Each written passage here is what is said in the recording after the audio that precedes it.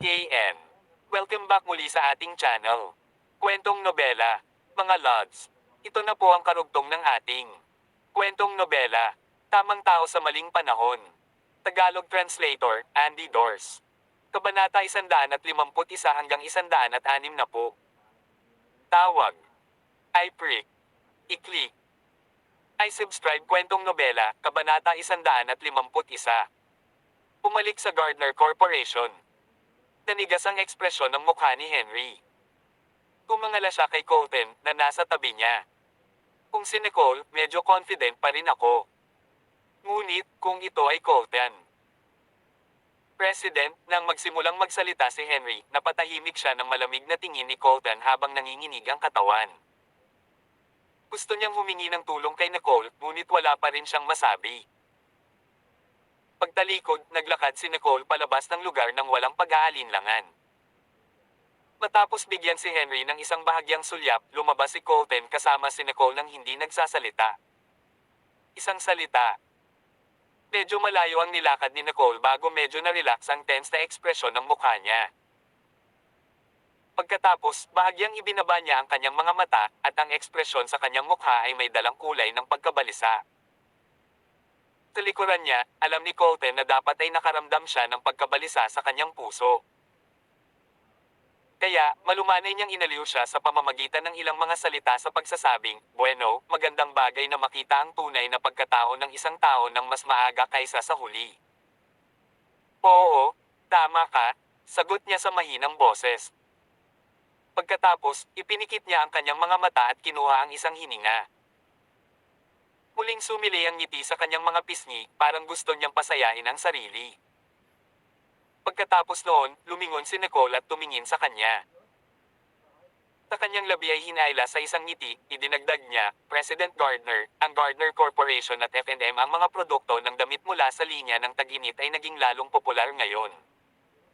Dahil sa pangyayari, maaari naming samantalahin ang pagkakataong ito upang may broadcast ang ilan sa aming mga patalastas.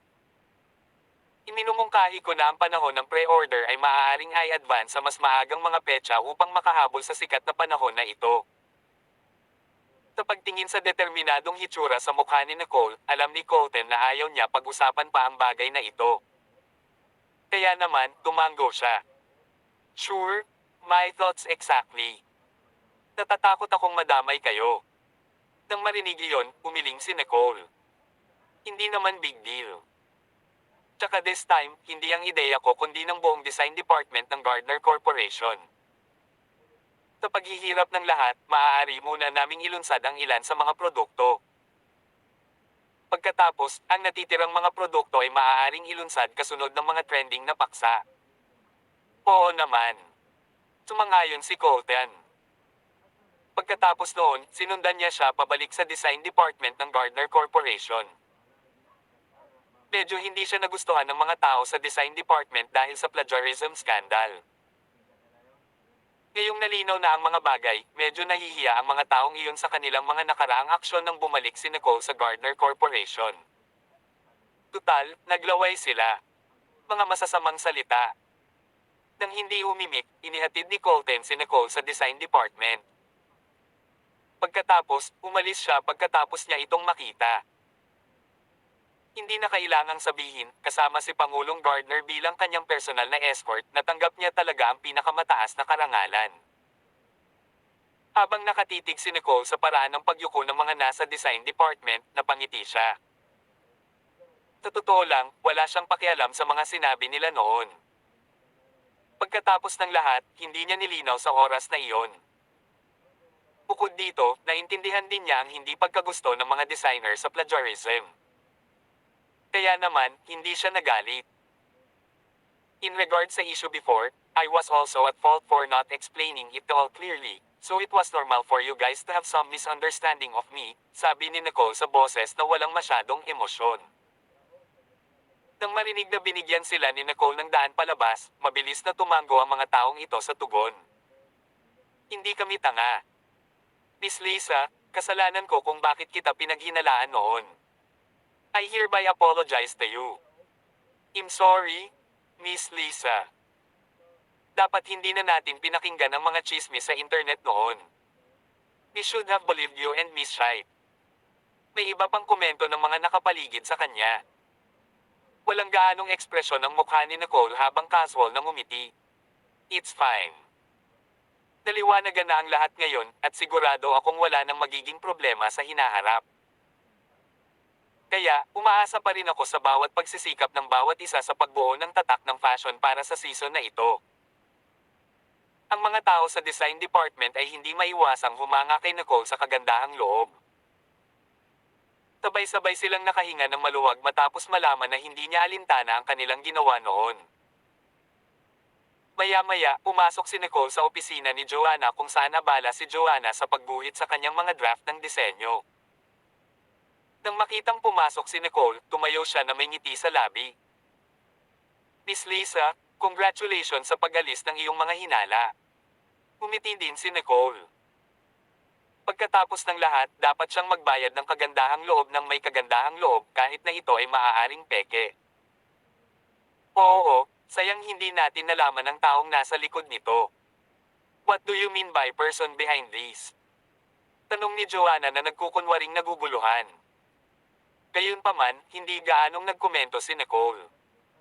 Umiling siya at malabong sinabi, ay, wala. Casual ko lang nasabi iyon. Miss Lisa, nilinis mo na ang sarili mo sa plagiarism scandal. I'm sure doon ay walang magiging problema sa cooperative tie sa pagitan ng F&M Apparel at ng Gardner Corporation, sabi ni Joanna.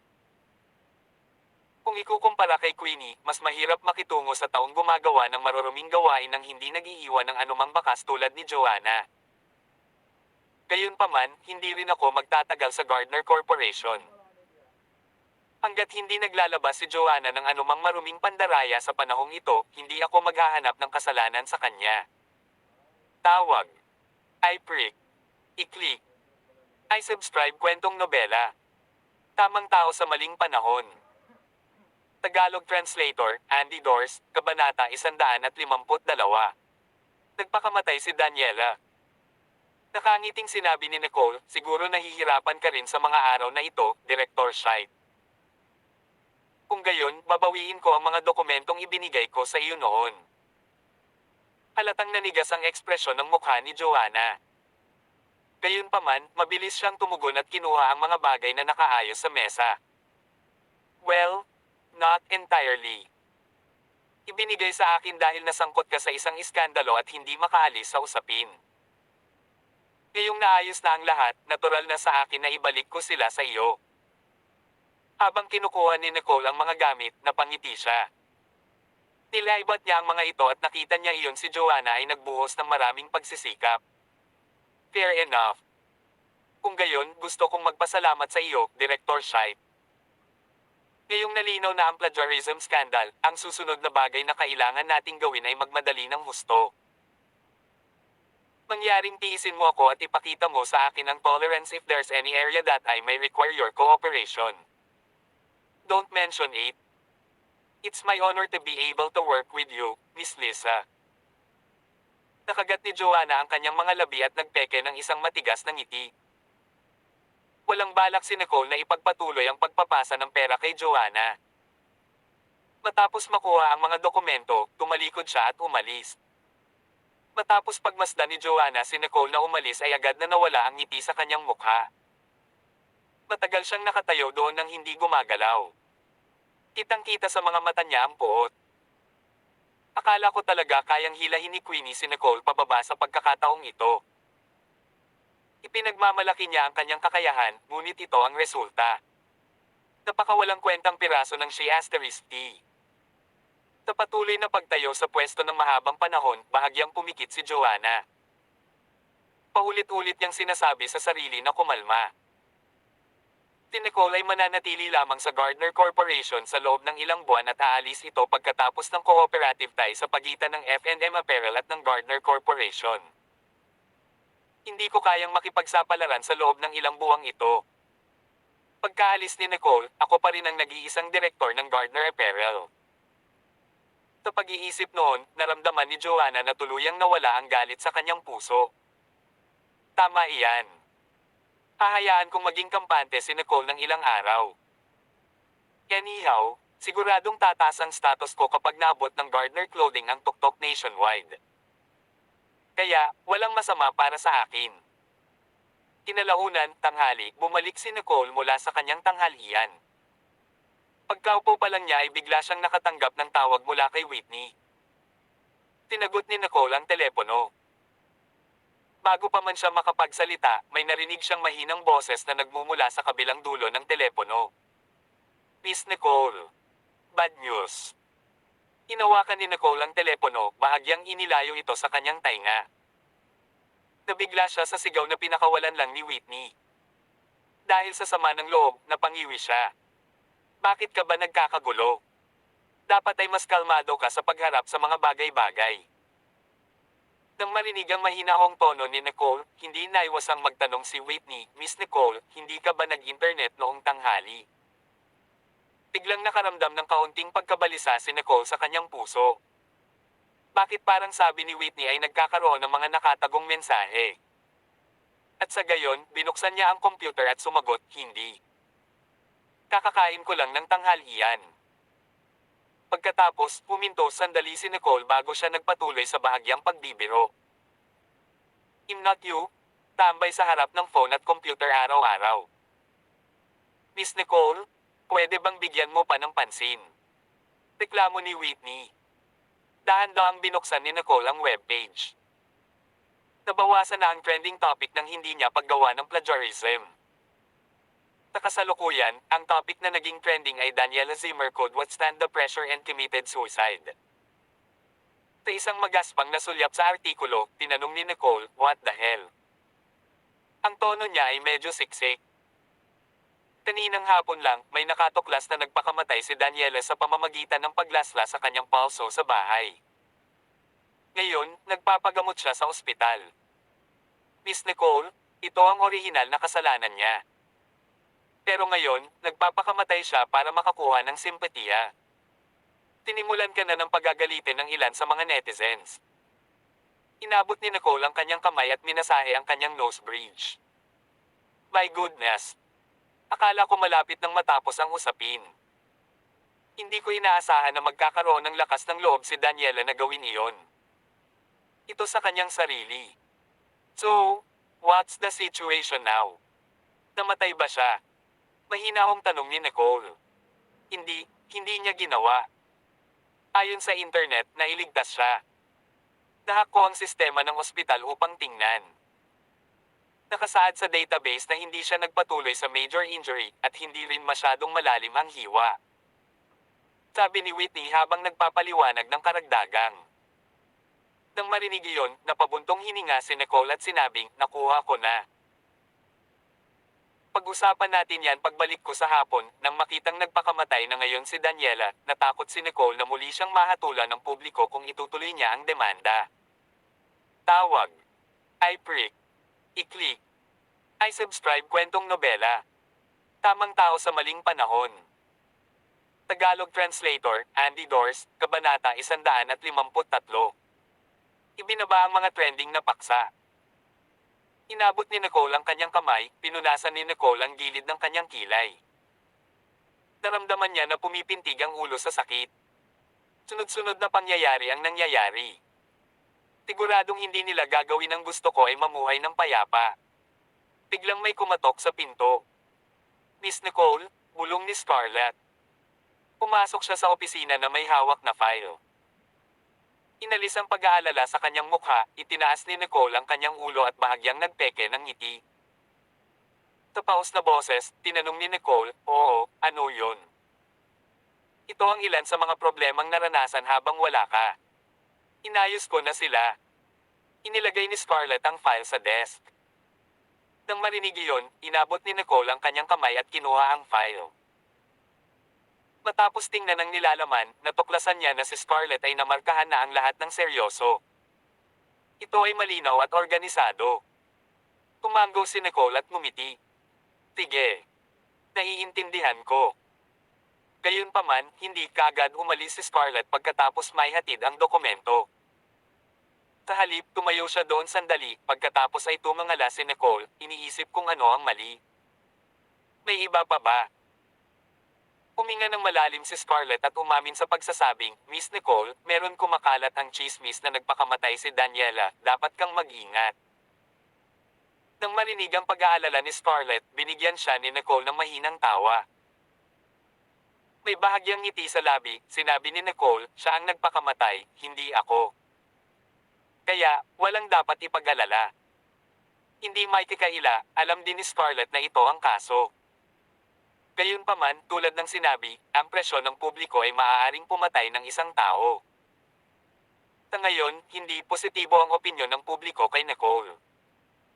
Tinulyapan ng nahihiyang tingin ni Scarlett na pangiti si Nicole ng napakagaan. It will be alright. I have my own plan. Thank you for looking out for my best interest. Nang makita ni Scarlett ang poised appearance ni Nicole, nilunok ni Scarlett ang lahat ng nakakaaliw na salita na una niyang naisip. Pagkatapos, tumango siya at umalis. Samantala, sa opisina ng Pangulo sa itaas na palapag ng Gardner Corporation. Nagtaas ng mata si Tony. Tumingin siya sa lalaki na may malamlam na ekspresyon at maingat na nagsalita. President Gardner, ang opinyon ng publiko kay Miss Nicole ay mabato sa sandali. Nang marinig iyon ay bahagyang pinahikit ni Colton ang kanyang mga mata. May kaunting panganib na bumabalot sa kanyang mga mahahabang mata. Inilagay ang kanyang kamay sa kanyang baba, sinabi ni Colton sa malalim na boses, ano ang na-update sitwasyon sa ospital ngayon. It's not as serious as it was made out to be. Hindi raw pumatol si Daniela sapat na malalim upang seryosong saktan ang kanyang sarili, ngunit nasa ospital pa rin siya habang nagsasalita kami, nagmamadaling sagot ni Tony. Habang nagsasalita siya, itinaas ni Tony ang kanyang mga talukap. Tinitigan niya ang moody na amo sa itaas niya at medyo napabuntong hininga. Ano ang pakiramdam ko na parang nagbago ang ugali ni President Gardner sa paglipas ng panahon pagkatapos nilang mag-cross ang landas nila ni Miss Nicole. Bago ito, halos walang pakialam si Colton sa mga bagay na ito. Ngunit ngayon, tila sa tuwing may kinalaman ito kay Nicole, gagawin ni Colton ang karagdagang milya. Magpadala ng isang tao sa ospital upang panatilihin ang isang palaging bispera sa kanya at makita kung ano ang iba pang mga trick na siya ay hanggang sa, sabi ni Colton. Taglit na huminto ang kanyang boses, at nagpatuloy siya sa pagsasabing, at hanapin ang Public Relations Department para tumulong pa na isara ang mga trending na paksa tungkol sa bagay na ito. Ang init ng sili ay madaling hamupa, ngunit ang memorya ng pampalasa ay umalis sa likod ay mananatili. Nakuha lang ni Tony ang bala at nagpatuloy sa pagsasabing, President Gardner, ang mga trending na paksa na nakapalibot sa iskandalo ay hindi na maaaring pinigilan. Matapos ang buong kabiguan nitong mga nakaraang araw, maraming tao ang namuhunan sa bagay na ito. Sa sobrang pagkaasim, pinigilan ni Colton ang kanyang boses at sinabing, hindi ka ba maghahanap ng ilang mga iskandalo o mga ipinagbabawal na materyales ng mga sikat na artista upang ilantadsa? Ano man ang pipiliin mo, tiyaking tutulungan mo akong sugpuin ang trending na itong topic. Naiwang walang imek si Tony.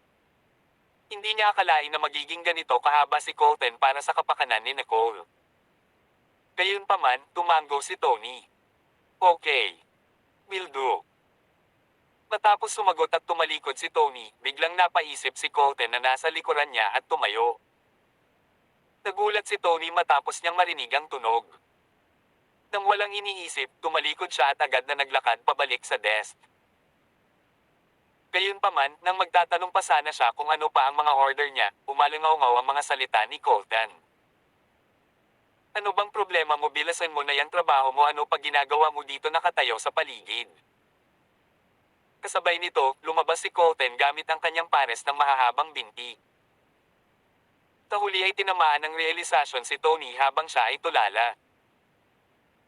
Para bang sa tuwing nahaharap sa gulo si Miss Nicole, maasim din ang kalooban ni President Gardner. Ito. Tila kung gusto kong magulat ng anumang bagay na mahalaga sa hinaharap, kailangan kong piliin ang panahon na ayos lang si Miss Nicole. Tawag. I prick. I-click. I subscribe kwentong nobela. Tamang tao sa maling panahon. Tagalog Translator, Andy Dors, Kabanata 154. Ang pagbisita sa ospital. Ang matinding pag-aalala ni Colton sa bagay na ito ay wala sa inaasahan ni Nicole. Nasa hapon, diretsong pumunta si Colton sa kanyang opisina. Nang makita si Colton na pumasok sa kanyang opisina, medyo nagulat si Nicole. Ang una niyang reaksyon ay iniisip kung may mali sa kanyang disenyong mga draft. Nandito ako para ipaalam sa iyo ang tungkol kay Daniela, mabagal na sabi ni Colton. Lumakad siya ng ilang hakbang at isinandal ang sarili sa sofa. Sabay-sabay, huminto sa pagtatrabaho si Nicole, alam na alam niya ang dahilan kung bakit siya pinuntahan ni Colton. Hindi niya alam kung iiyak ba siya o matatawa. I've seen the news. She intends on using public opinion regarding her suicide to suppress me. Nicole murmured in a low voice. Nang marinig iyon, tumango si Colton. Habang pinagmamasdan niya ang kalmadong anyo ni Nicole, alam niyang may naiisip itong plano. So, diretsong tanong niya, then, what's your plan? Napangiti si Nicole sa gilid ng kanyang bibig sa pagsasabing, magagawa niya ang gusto niya. Ngunit, maninindigan ako at hindi babawiin ang demanda. Tiningnan ni Colton ang determinadong hitsura ni Nicole na may kislap na paggalang at paghanga sa kanyang mga mata. Truth be told, akala niya ay madali lang map-icon si Nicole dahil sa pagpapakamatay ni Daniela. Gayunpaman, hindi niya inaasahan na ang mismong babae sa kanyang harapan ay magiging matigas ang ulo. Well, then you'd have to prepare yourself mentally. And if you continue to press mga singil, tiyak na makakaakit ito ng mas maraming opinyon ng publiko na maaaring hindi naman positibo. Nang marinig iyon, tumango si Nicole. Alam ko iyon. Ngunit, kung pipiliin kong hindi ituloy ang bagay na ito, ang mga tao sa buong mundo ay patuloy na mag-iisip na ang punong disenyo ng F&M Apparel ay isang madaling target na maaaring mabuli at manipulahin. Ang reputasyon ng F&M Apparel. Kung hindi ako magpumilit na ituloy ang bagay na ito, mawawala ng kinang ang reputasyon ng F&M Apparel. Na-request ko na sa Public Relations Department na tumulong na manatiling takip ang isyong ito. So, what do you want to do next? Tanong ni Colton. Pumunta ka sa ospital at tingnan mo kung hanggang kailan niya kayang makipagsabayan sa akto, ginisyon ni Nicole. Kung totoong nag-iinarte siya, siguradong magpapakita ito. Isang pahiwatig ng panunokso ang sumilay sa madilim na mga mata ni Colton at siya ay tumayo. Nakikita bilang I'm free from any duties in the afternoon, how about we visit her together? Oo naman. As of this moment, may solidong alibay ang dalawa para laktawan ang trabaho. Gayunpaman, hindi inakala ng dalawa na lulubog ang isang kawin ng mga reporter ang pasukan ng ospital. Kung hindi dahil sa mga security personnel sa pasukan ay madali na silang lumubog sa ospital. Buti na lang at kilala ni Colton ang direktor ng ospital na ito. Kaya naman, pumasok silang dalawa sa isang maliit na pinto. Si Daniela ba talaga ang nagbuwis ng sariling buhay? Iyon ang unang tanong ni Colton matapos makita ang direktor. Ang direktor ay isang lalaki sa kanyang mga 50 sa medyo magandang hugis. Nakasuot siya ng isang pares ng meisla na salamin at may malambot na kilos. Bitbit ang kaunting pag-aalinlangan sa kanyang mukha, bahagyang kumunat ang noo ng direktor. Pagkaraan ng mahabang panahong oras, sumagot siya, sa totoo lang, hindi ito malalim na hiwa sa simula, at walang mga heart area ay sinaktan. Ito ay hindi kritikal pagkatapos gamutin ng doktor ang kanyang sugat. Pero, she insists sa pagiging ospital. Hindi namin basta-basta mapapalayas ang pasyente, kung isasaalang-alang ang aming reputasyon ay baka masira, syempre, naiintindihan ni Colton ang kanyang mga alalahanin. Kung tutusin, ayaw talagang magpakamatay ni Daniela, kaya syempre hindi naman malalim ang sugat. Sige, naiintindihan ko. Salamat. Walang masyadong sinabi ang direktor. Pagkatapos ay inutusan niya ang isang nurse na kunin si Colton at pumunta si Nicole sa kwarto ni Daniela at umalis sa eksena. Nang pumasok sina Nicole at Colton sa ward, si Daniela ay nakaupo pa rin sa gilid ng kama, malinaw na abala sa kanyang telepono. Nang makarinig siya ng mga ingay sa pinto, tumangala siya at nakita niyang si Nicole iyon. Sabay lagay ng nakakaawang tingin. Miss Lisa, bulong ni Daniela. Tumangala si Nicole. Sa sandaling ito, ang mukha ni Daniela ay mas mapatla kaysa sa karaniwan, ang kanyang mga labi ay napuno ng kulay. Nakasuot siya ng isang hospital gown na higit na nakatulong sa kanyang paglalarawan ng isang taong tunay na may sakit at mahina. I heard from the doctor that the cut wasn't deep enough to bring serious harm nung dumating ako kanina, dahan-dahang sabi ni Nicole. Unti-unting dama po ang tingin niya kay Daniela. Miss Lisa, alam kong kasalanan ko ta. Pero, napahawak lang ako sa galit kung bakit hindi naparusahan ang mga taong gumawa ng plagiarism. Kaya naman gumawa ako ng katangahan. Mangyaring maging magnanimous at patawarin mo ako. Nang magsalita si Daniela ay may bahid na ng hikbi na nagpaparinig sa kanya nakakaawa. Gayunpaman, malamig lang ang tingin ni Nicole sa kanya, hindi natinag sa kanyang pag-arte. Kung ilantad mo kung sino ang naglagay sa iyo nito, babawiin ko ang demanda. Tawag. I prick. I-click. I subscribe kwentong nobela. Tamang tao sa maling panahon. Tagalog Translator, Andy Dors, Kabanata 155. Ibunyagang Mastermind. Sandaling natigilan si Daniela.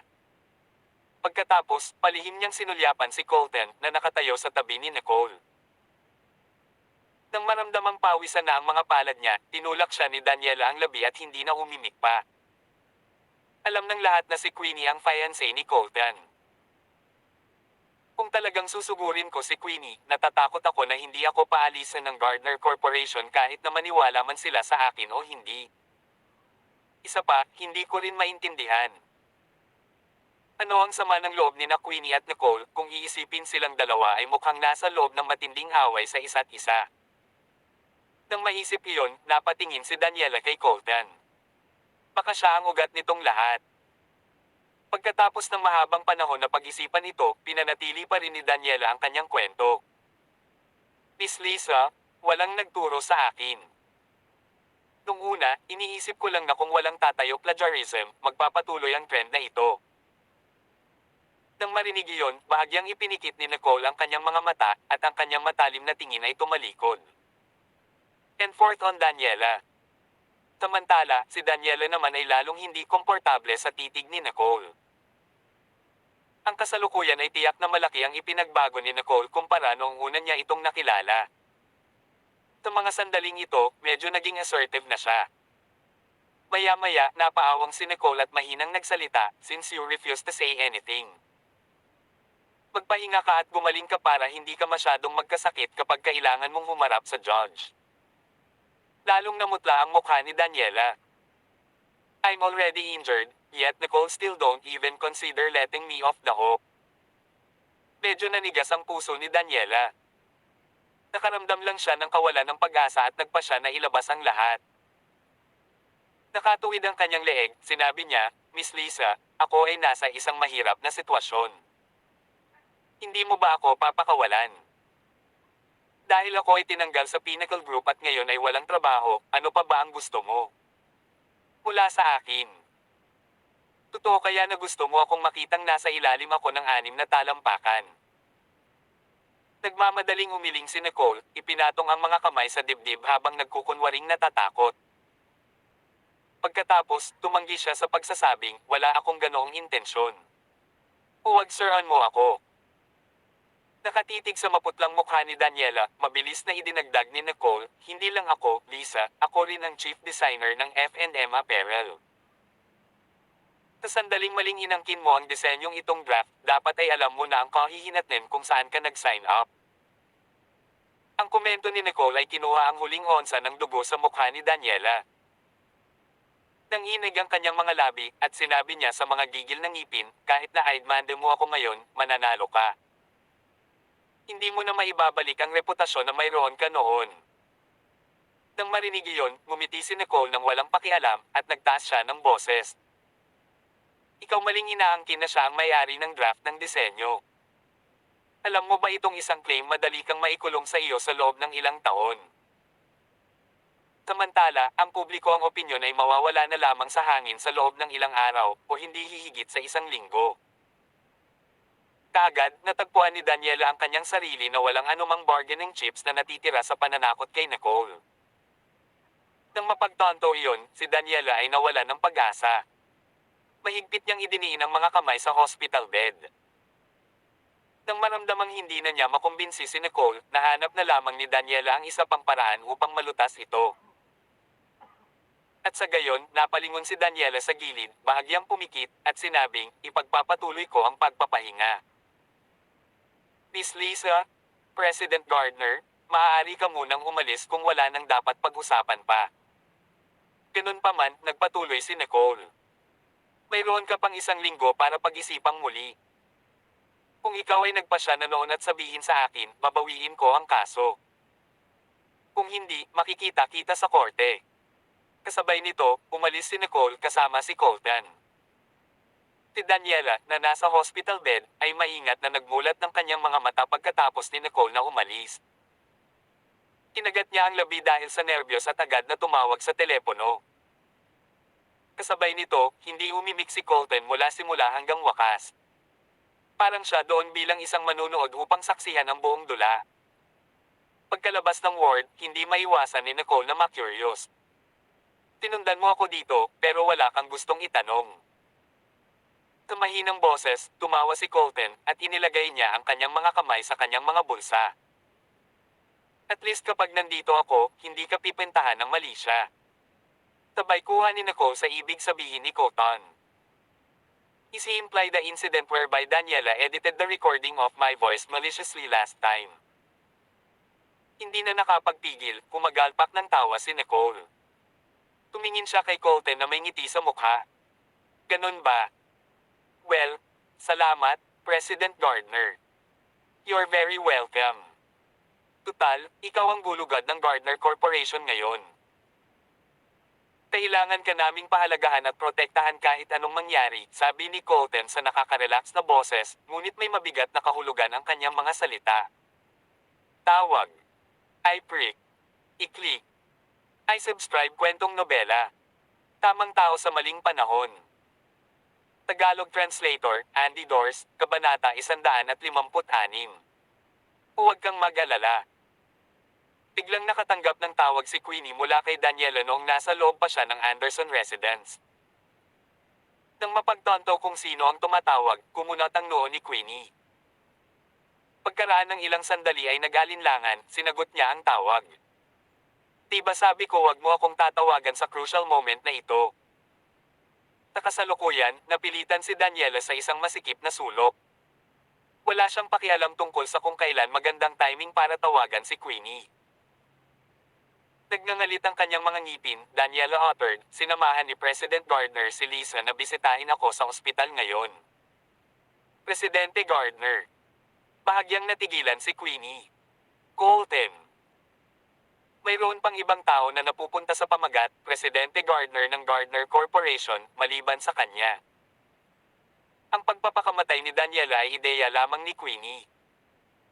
Tinabi ni Queenie kay Daniela na kaya niya gamitin ang pampublikong opinyon para pilitin si Nicole na i-drop ang demanda. Gayunpaman, ito ay ganap na walang kabuluhan sa sandaling ito. Anong sabi nila? Tumagi nga sa isip ni Queenie na hahanapin ni Nicole si Daniela. Gayunpaman, hindi niya inaasahan na bibisitahin ni Nicole si Daniela sa ospital kasama si Colton. Yung B***, mayroon pa siyang katapangan na ideklara ang kanyang pagiging inosente kay Colton. Ito nagsisinungaling siya. Walang sinabi si President Gardner. Pero sinabi sa akin ni Lisa na ibababa niya ang demanda kung sasabihin ko sa kanya ang taong nasa likod ng iskandalo na ito. Kaagad, naramdaman ni Queenie na dumanas ng maikling pag-urong ang kanyang puso, at siya agad na nagtanong, may sinabi ka ba sa kanya? Nang marinig iyon, umiling si Daniela at sumagot, hindi. Gusto akong kasuhan ni Lisa. Sa parehong F&M Apparel at Gardner Corporation na sumusuporta sa kanya mula sa likuran, I have no choice but to attend the court sessions. Medyo galit na sabi ni Queenie, "Zero of course I know this. Huwag mo akong madaliin. Kasalukuyan akong gumagawa ng plano para sa iyo." Noong una, inakala ni Queenie na ibababa ni Nicole ang demanda pagkatapos matakot ng opinyon ng publiko. Gayunpaman, hindi niya akalain na ganoon pala katigas ang ugali ni Nicole. "Queenie, mabuti pang gumawa ka ng pinag-isipang plano para sa akin. Kung hindi, huwag sisihin mo ako." Dagdag pa rito, binanggit ni Daniela kung paanong ang panghihikayat ni Queenie ay nagbigay daan sa kanya na gumawa ng pananakit sa sarili. Kung hindi pa rin ito mapipigilan si Nicole na magpatuloy sa kaso, tapos si Queenie lang ang naibenta ni Daniela.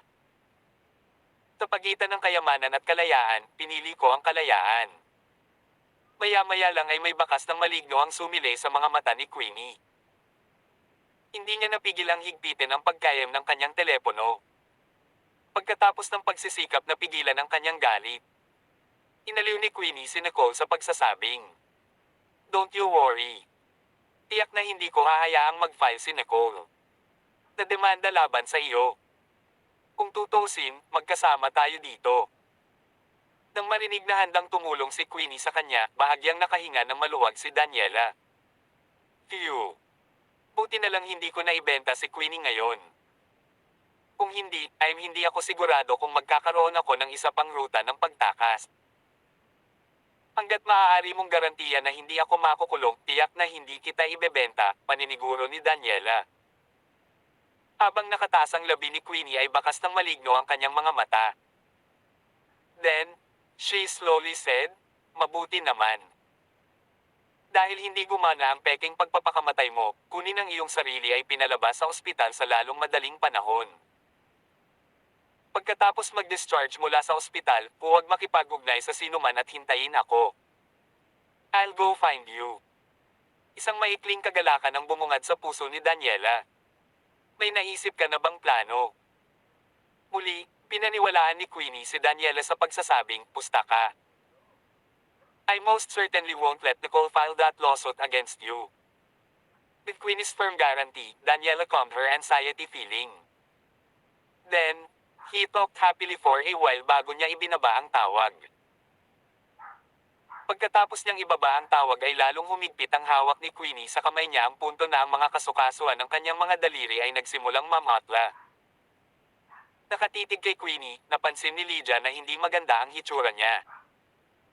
Kaya naman, hindi niya maiwasang magtanong, "Queenie, may mali ba? May nangyari ba?" Napabuntong hininga si Queenie sa kalang napawi ang sikip ng mukha ni Queenie. Pagkatapos noon ay lumingon siya at tumingin kay Lydia. Habang nagngangalit ang kanyang mga ngipin ay bumulong siya, Maniniwala ka ba dyan sa B***, Nicole? Mas gugustuhin niyang tiisin ang panggigipit ng publiko kaysa ibagsak ang demanda." Pakiramdam na parang na-unlock ang pagkagulat sa loob niya, napabulala si Lydia, "Ano?" Tapos, she furrowed her eyebrows. Gayunpaman, naisip niya ang lahat malinaw sa isang iglap. "Well, ganap na naming inalis ang aming sarili mula dito sa kaso at nakuha na namin ang pakay namin. I suggest na hayaan na lang natin si Nicole to proceed with the lawsuit. Kung ganoon lang talaga kadali." Umiling si Queenie at idinagdag, "Kung talagang aidmande si Daniela, natatakot akong masentensyahan siya ng kulungan." Ayon kay Daniela, hindi ibababa ni Nicole ang kaso kung hindi niya isisiwalat ang taong nasa likod ng usapin. "If we can find any other ways to get Nicole to drop the lawsuit, I speculate Daniela will sell me out."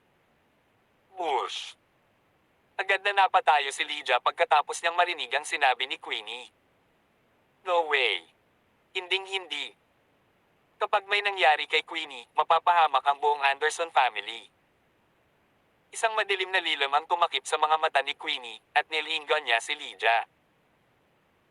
Then, she uttered under her breath, "Mom, dead men tell no tales." Tawag. I prick. I-click. I subscribe kwentong nobela. Tamang tao sa maling panahon. Tagalog Translator, Andy Dors, Kabanata 157. Maaring patay. Sa pagkakataong iyon ay nabigla si Lydia sa titig ni Queenie. Sa panginginig ng kanyang mga labi, nag-aalangan niyang tanong, Queenie, dapat mong pag-isipan ito ng mabuti. Napakalaking pagpatay na krimen. Kapag may nakaalam, mahahatulan ka ng habang buhay na pagkakakulong. Galit na galit si Queenie, Nay. Matagumpay nitong napatikom ang bibig ni Lydia. Hawak ang kamay ni Lydia, hinailan ni Queenie ang gilid ng kanyang bibig at sinabing, hindi ba kasangkot ka sa pagkamatay ng nanay ni Nicole noon? Bakas ang pagkagulat sa mga mata ni Lydia. Dito ko naisip na itinago ko ito bagay na mabuti. Hindi sumagi sa isip ko na alam ito ni Queenie ang bagay. Sa pag-iwas sa mga titig ni Queenie, napabuntong hininga si Lydia, huwag kang magbulalas ng kataranteduhan. Hinigpitin ni Queenie ang kanyang kamay na nakahawak kay Lydia, Nay. You managed to murder someone without anyone realizing 5 years ago, so why can't you do it now? Nakatitig sa mukhang malisyosong si Queenie sa kanya, napalunok ng laway si Lydia. Wala siyang ideya kung ano ang sasabihin. Nang makita ang nag-aalinlangang pagmumukha ni Lydia, nagpatuloy si Queenie sa pagsasabing, Nay, kung aalisin natin ang bagay na ito, wala tayong magagawa kundi ang kumawala sa Daniela. Bumigay si Lydia. Kung ma-expose si Queenie na sangkot sa isyong ito, siguradong magugulo ang buhay namin. Ang pagpapatahimik kay Daniela ay tila ang tanging solusyon sa mga sandaling ito. Queenie, kung gusto mo talagang gawin natin ito, dapat isagawa ang plano ng maigsi. Hindi natin dapat hayaang pagdudahan tayo ng iba kahit kay Titing, sabi ni Lydia. Sa totoo lang, hindi siya nagmula sa malinis na background. Sa kanyang mga unang araw, si Lydia ay tumatambay sa maraming pub at club. Nakita at ginamit niya ang maraming maruruming taktika. Pagkatapos lamang niyang ikasal kay William at naging babae ng matataas na uri ay huminto ba siya sa paggamit ng karamihan sa kanyang maruruming gawain.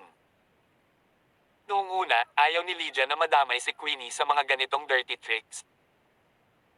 Gayunpaman, kailangan nilang gawin ito dahil ang mga bagay ay dumating sa yugtong ito. Don't worry, Mom. I have my own plan, sabi ni Queenie. Nang makitang umabot na sa ganito, hindi ko masisisi ang pagiging walang awa ko.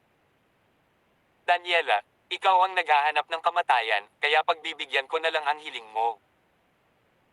Ang opinyon ng publiko na umiikot sa internet ay nagiging seryoso sa loob nitong ilang araw. Noong una, inalis ni Nicole ang kanyang hinala hinggil sa iskandalo sa plagiarism. Gayunpaman, muli siyang naging masamang tao mula noong siya ay itinuring na siya ang nagpumilit na kasuhan si Daniela at naging dahilan ng kanyang pagpapakamatay. I clicked open ni Nicole ang interview link patungkol sa pagpapakamatay ni Daniela. Ito ay isang video, at ang reporter ay nagtatanong kay Daniela sa video. Sa video, eksaktong kamukha ni Daniela ang nakita ni Nicole 2 araw na ang nakakaraan. Yung mukha niya ay mapatla, at ang kanyang buong pagkatao ay mukhang rickety. Nakaharap kay Daniela ang kamera ng reporter, at nakazoom pa ito sa kay Daniela may benda na palso. Then, the reporter asked, Ms. Zimmer, bakit ka nag-resort ng pagpapakamatay? Lahat ng tao sa Earth na ito ay magkakamali. You can't simply choose death over one mistake made. Nang marinig ang tanong ng reporter, madaling mahulaan ni Nicole ang tunay na motibo sa likod ng panayam na ito. Ha! This must be a self-directed play by Queenie and Daniela. Sa kanyang mukha na namumutla, si Daniela ay nahihiyang tumingin sa kamera. Gayunpaman, mabilis niyang binawi ang kanyang tingin. Maya-maya, lumuha agad ang mga mata ni Daniela, at sinakal pa siya nito humihikbi sa pagitan ng kanyang mga salita. Bilang isang taga-disenyo, ang plagiarism ay ang pinaka-hindi katanggap-tanggap na issue. Medyo impulsive lang ako nung mga oras na yon. Akala ko magagamit ko iyon. Pagkakataon na ipaalam sa lahat ang kahihinatnan ng plagiarism. Nahuhutil na sabi ni Daniela, at napahagulgol pa siya at naiyak sa pagtatapos ng kanyang pananalita. Nang makita iyon, agad siyang inaliw ng reporter, Ms. Zimmer, huwag kang malungkot. You can just say anything that you want to say. Sa kamera, saglit na umiyak si Daniela bago tumangalan na may luha mata. Pumuso siya at marihing sinabi, alam kong ako ang may kasalanan sa bagay na ito, ngunit mayroon akong walang pagsisisi. Kung may susunod pa, gagawin ko pa rin ang parehong bagay.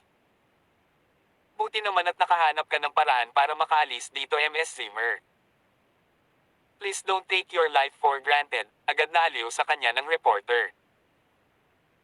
Matapos niyang marinig ang nakakaaliw na salita ng reporter, pumikit si Daniela, nakatingin walang pag-asa. Pagkatapos, inabot niya ang kanyang kamay, pinunasan ang kanyang mga luha, at nagpakita ng pamumutlang ngumiti. Kung hindi ko makuha ang tawad ni Miss Lisa, baka patay na ako. Nagplay ang video hanggang sa bahaging iyon bago ito tumigil. Tawag. I prick. I-click. I subscribe kwentong nobela. Tamang tao sa maling panahon. Tagalog Translator, Andy Dors, Kabanata 158. Pampublikong presyon. Kasing linaw ng araw na ang video na ito ay para ipilit si Nicole. Si Daniela ay ginagamit ang buhay niya para takutin ako sa video. Ang kahulugan sa likod ng video na ito ay malamang na si Daniela ay magbuwis ng kanyang sariling buhay kapag hindi ko ibinaba ang kaso. Biglang nakaramdam ng saya si Nicole. Iniisip ko kung ano ang tumatakbo sa utak ni Daniela na pinagbabantaan niya ako ng sarili niyang buhay. Sa pag-iisip nito, bahagyang napapikit si Nicole. Nang mag-click siya sa bukas upang tingnan ang webpage, natuklasan niya na ang lahat ng mga trending na paksa ay tungkol sa kanya at kay Daniela. Ang dahilan sa likod ng pagpapakamatay ni Daniela. Pagiging adamant ni Lisa, naging sanhi ng pagpapakamatay ni Daniela. Walang pagpapahalaga sa buhay ng tao ang walang pusong Lisa. Kahit galit na galit, naaliw din si Nicole habang tinitingnan ang mga trending topic na ito. Lagi bang may magtatanggol sa kanila ang mga gumaganap na biktima? Kahit na ang isyu ng maling pag-claim ni Daniela sa draft ng aking disenyo ay naging makatwiran kahit papaano. Kailan pa naging maaway ng mga netizen? After viewing that interview video, halos lahat ng netizens ay naging santo. Isa-isa silang nag-iwan ng kanilang mga komento. Actually, walang ginawang masama si Daniela. Kung diretsong tumayo si Lisa at inalis ang issue in the first place, hindi na sana ito naging ganito kalaking kaguluhan. Daniela gusto lang magbigay ng malinis na talaan sa industriya ng disenyo. Oo, tama iyan. Daniela, please stop having suicidal thoughts. Naninindigan kaming lahat sa iyo. Bilang isang chief designer, tila mababa ang tolerance ni Lisa. Tinisikap lang ni Daniela na gumawa ng mabubuting gawa. Bakit hindi na lang niya hayaang mag-slide ito ngayong tapos na ang mga bagay-bagay? Bakit diniinan pa niya ng husto si Daniela? Maaaring ang Shell ay nasiyahan lamang kung patay na ang tao. Kung itutuloy pa rin ni Lisa ang demanda, nangangahulugan lamang na wala siyang respeto sa buhay ng isang tao. Isa siyang mamamatay tao. Sabay-sabay, ang mga komentong ito ay agad na napin sa ibabaw ng bawat post, at ang agad na umabot sa mahigit 10,000 ang bilang ng likes. Pinoprotektahan ko lang ang aking pansariling interes. Gayunpaman, sinabi ng mga tao na wala akong pakialam sa buhay ng tao at binansagan ako bilang isang pagpatay. Paano lubos na katawa-tawa? Sa pag-scroll pa pababa sa kahon ng komento, natuklasan ni Nicole na mayroon pang mga netizens na malinis ang budi. Kung hindi tumayo si Lisa para ibunyag ang katotohanan, maaaring magkaroon ng parehong katanyagan si Daniela. At kapalaran sa pamamagitan ng maling pag-aangkin ng pagmamayari ng draft. Ngayon, nagpapanggap na siya maging biktima kapag nalantad siya. Napakawalan Gia. Bakit si Lisa naman ang sisisihin gayong malinaw naman na kasalanan ni Daniela? Gayunpaman, nakakalungkot na ang mga malinaw na komentong ito ay pinigilan hanggang sa pinakailalim ng seksyon ng komento. Sa madaling sabi, nahulaan ni Nicole na ang video ay isang self-directed play lamang ng dalawa Queenie at Daniela. Ang layunin nila ay pilitin si Nicole na bawiin ang demanda. Gayunpaman, nagkamali sila ng kalkula dahil tiyak na hindi ibababa ni Nicole ang demanda. Gayunpaman, naramdaman ni Nicole na nakakatuwa ito. Ang lahat ng mga netizen na ito ay hindi man lang nag-abala maunawaan ang katotohanan sa likod ng buong bagay at tumira sa blame game. Yakapin ng matuwid na espiritu ng mga keyboard warriors, pinanindigan nila ang tinatawag na mahinang partido at nagsimulang gumawa ng mga malisyosong komento. Ngunit dapat kong sabihin na ang taktikang ito na ginamit ni Queenie ay talagang epektibo. Daniela nagkunwaring nakakaawa at nagpakamatay. Sabay-sabay, lahat ng sisihin ay nakadirekta sa akin. Sa pag-iisip na iyon, pinulupot ni Nicole ang gilid ng kanyang mga labi.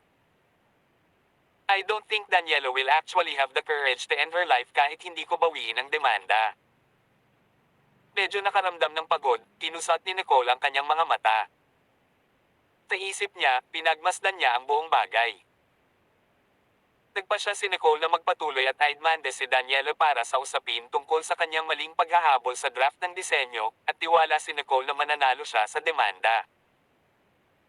Gayunpaman, ang opinyon ng publiko sa internet ay hindi kasing palakaibigan ni Nicole ay umasa.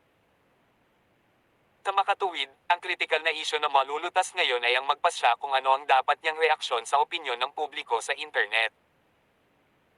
Ang tatak ng damit sa ilalim ng cooperative tie sa pagitan ng F&M Apparel at ng Gardner Corporation ay malapit ng ilunsad. I can't afford to get into more. Mga problema sa isang napakahalagang panahon. Biglang nakaramdam ng inis si Nicole. Ang pakiramdam na iyon ay mas matindi kaysa noong kinundena siya ng netizens dahil sa plagiarism. At least, iisipin lang ng mga hindi nakakaalam ng katotohanan na kasalanan ni Nicole kapag nakatagpo sila. Ang plagiarism scandal sa internet. Gayunpaman, sa bagay na ito, ang sinumang may matalas na pag-iisip ay agad na nakakaalam kung sino iyon may kasalanan. Gayunpaman, pinili pa rin ng karamihan sa mga netizens na manindigan sa maling panig. Nang maramdaman ang pagpintig ng kanyang mga templo, ipinikit ni Nicole ang kanyang mga mata. Matapos magpahinga ng ilang sandali, muling iminulat ni Nicole ang kanyang mga mata. Siya ay palaging isang taong malakas ang ulo. Ang higit na hindi pinahintulutan siyang gumawa ng isang bagay, mas maraming gusto niyang gawin ito. I can't wait to see kung ano ang gagawin ni Queenie kung pipilitin kong ituloy ang demanda. Tawag. I prick. I-click. I subscribe kwentong nobela. Tamang tao sa maling panahon. Tagalog Translator, Andy Dors, Kabanata 159. Dalawang malaswang omens. Taglit na tiningnan ni Nicole ang design draft. For some reason, naramdaman niya bigla kakulangan sa ginhawa sa kanyang ulo. Agad niyang inabot ang kanyang mga kamay at hinaplos niya ang mata. Matapos mag-isip ng ilang sandali, paimpal siyang tumayo. Sunod-sunod na nagpabigat sa kanya ang mga pangyayari nitong mga nakaraang araw, siguro pagod lang siya. Nagpasya si Nicole na maglakad-lakad para mailabas ang kanyang pagkabalisa. Sa sandaling lumabas siya ng opisina, ang mga tao sa likod ng opisina ay nagsimulang mag-usap sa isa't isa ng excited at maingay. Nabalitaan mo na ba ang nangyari sa internet kamakailan? Posible kayang gustong pilitin ni Lisa si Daniela sa dead end. Sa video ni Daniela, sinabi niya na kung hindi binawi ni Lisa ang demanda niya, ayaw na niyang mabuhay. Kung talagang mamatay si Daniela, si Lisa kaya ang mamamatay tao. Ngayong nawala ng trabaho si Daniela at na-kick out sa Pinnacle Group, ipinipilit lang ito ni Lisa kung hindi pa rin siya banibitawan. Tuloy-tuloy na komento nila sa pangyayari sa opisina. Nang bumalik si Joanna at madaanan sila, narinig niya ang kanilang usapan. Lihim siyang natuwa dahil hindi niya inaasahan na ganito pala ka-unpopular si Nicole sa iba. Tama man siya o mali, hindi pa rin siya gusto ng mga tao. Nang makita niyang magpapatuloy sila sa pag-uusap, tinatimad niyang sinabi, okay, huwag na nating pag-usapan ang mga bagay na ito dito. Lisa is an honored guest from F&M Apparel after all, so we can't criticize her behind her back this way. Nang marinig ng lahat ang sinabi ni Joanna, napatigil silang lahat at napalingon sa kanya. Joanna, you are such a good, likas at mapagbigay na tao. Nakatayo ka pa rin sa gilid ni Lisa para magsalita para sa kanya kapag kumakalat ang kanyang mga chismis wildfire sa internet. Nang marinig niya ang mga papuri na ito, bahagyang ngumiti si Joanna. Inabot niya at tinapik ang balikat ng lalaki. Hindi sa nagsasalita ako para kay Lisa. Ito ay na tayo ay nakikipagtulungan pa rin sa F&M Apparel at dapat tayong magtulungan ng mabuti. Kaya huwag kang magsasabi ng bagay na makakagulo sa mga tao, sabi ni Joanna habang sinusuri ang karamihan. Tumango ang lahat bilang pag-unawa. Lumabas si Nicole sa building ng kumpanya. Gusto niyang lumabas para mamasyal at bumalik, ngunit sa sandaling lumabas siya, nakita niya sina Queenie at William. Kakababa pa lang nilang dalawa ng sasakyan at papasok na sana sa loob ng mabangga nila si Nicole. Nang makita sila, bahagyang sumimangot si Nicole at gustong umalis sa gilid, nagpapanggap na parang hindi niya nakita. Ngunit mabilis siyang hinawakan ni William at mahinahong sinabi, ganito ka ba kumilos kapag ikaw ay makita ang biological father? Medyo malakas ang pagkakahawak ni William sa kanyang palso, at sumakit ang kanyang palso. Naramdaman ng masakit na pagkakahawak nito, binawi ni Nicole ang kanyang kamay habang walang tigil na nakasimangot at nagtanong sa malamig na boses, ano? Dapat ba kitang tawaging tatay? Nagalit si William sa sinabi ni Nicole. Nag-iba ang ekspresyon niya habang nakatitig sa kanya, and he scolded, what are you talking about? I am your dad. Narinig ni Nicole ang bahagyang galit sa kanyang boses, ngunit sa halip ay ngumiti. Pinanlihitan niya ito ng mata, at dumura na may ngiti, pinalayas mo ang sarili mong anak na babae sa bahay, at hindi mo man lang siya tutulungan kapag nalulungkot siya, anong klaseng ama iyon? Nanginginig ang buong katawan ni William sa sinabi ni Nicole, at nagmamadali si Queenie na humakbang pasulong para aliwin siya. Nicole, panoorin mo kung paano mo kausapin si Dad. Kahit anong mangyari, siya ang nagbigay buhay sa'yo. Dapat may respeto ka man lang sa kanya. Nang mapaharap sa pagtatanong ni Queenie, tinatimad lang na itinaas ni Nicole ang kanyang mga mata at umiling-iling na umiling, out with it already.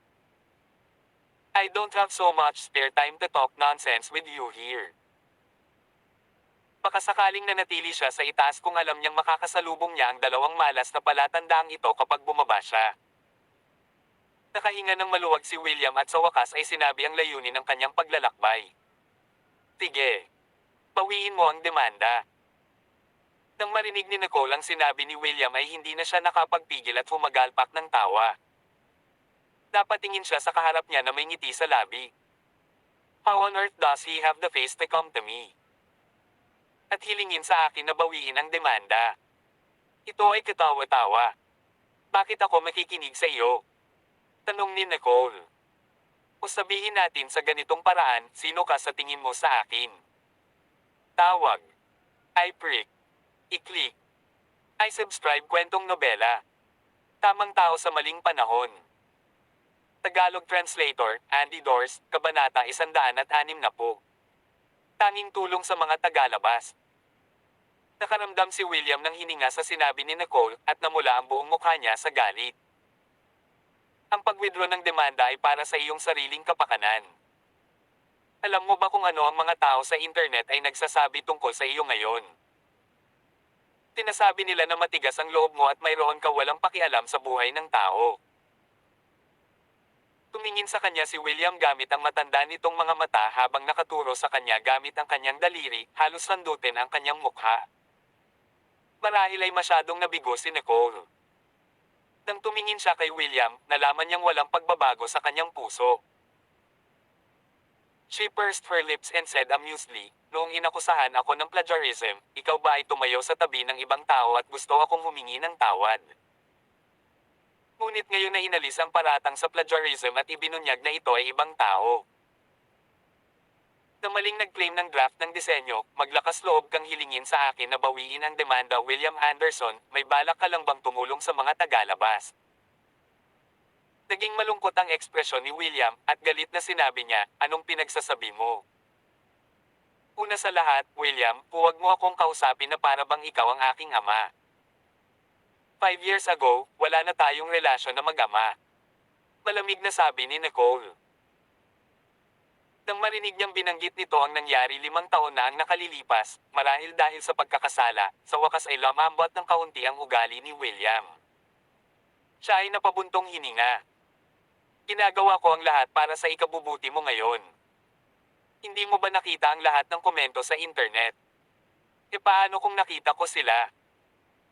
Huwag mo akong manipulahin na nagsasabing para ito sa ikabubuti ko. Wala na tayong relasyon, sabi ni Nicole habang nakapikit ng bahagya. Pagkakita sa kanila ay mas lalong sumakit ang ulo niya. Gusto na niyang umalis ng mabilis. Nakaramdam siya ng sakit nang makita silang dalawa. Natahimik si William ng 2 segundo. Nakatuon ang kanyang mga mata kay Nicole at pagkatapos ng isang. Habang, sinabi niya, kahit na manalo ka sa demanda, hindi ka makakakuha ng anumang benepisyo mula dito. If you withdraw the lawsuit now, you can at least gain a good reputation. Nicole chuckled lightly and glanced at Queenie. Good reputation. Matagal nang nasira ang reputasyon ko after your precious daughter decided to make my past public. May natitira pa ba akong magandang reputasyon? Nagiba ang mukha ni Queenie nang marinig ang sinabi ni Nicole, at agad niyang sinabing, Nicole, huwag mo akong sir-on. Okay, I don't have any intention to continue waste time with you. Point is, I won't just drop the demanda unless Daniela tell me who is pulling the strings behind the scenes. Kung hindi, imposible. Nang magsalita si Nicole ay napatitig siya ng diretso kay Queenie. Alam ni Queenie kung ano ang tinutukoy, ngunit hindi siya partikular na tinawag ni Nicole, at hindi niya naisip na ito ay isang magandang ideya na pabulaanan sa harap ni William. Pagkatapos ng lahat, ang mga bagay na ito ay ginawa ng hindi nalalaman ni William. Umunat ang noo ni William na may kaunting pagdududa sa mukha. Anong ibig mong sabihin? Yung tao behind the scenes. Ibinuka ni Nicole ang kanyang bibig, sinulyapan si Queenie, at saka binawi ang kanyang mga mata. Hihintayin na lang natin na si Daniela ang magsabi nito. Pagkatapos magsalita ni Nicole, hindi na siya nagtagal doon, tumalikod na siya at umalis.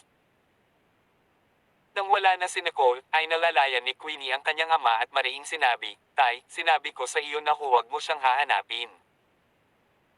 Bahagyang nagbago ang mukha ni William, at sinabi niya, that unfilial girl. Tiningnan ni Queenie ang galit na anyo ni William, at namumulaklak sa tuwa ang puso niya, ngunit nagpanggap pa rin siyang magiliw sa kapatid. Dad, hayaan mo na lang siyang magdemanda. At most, our family would have a bad reputation.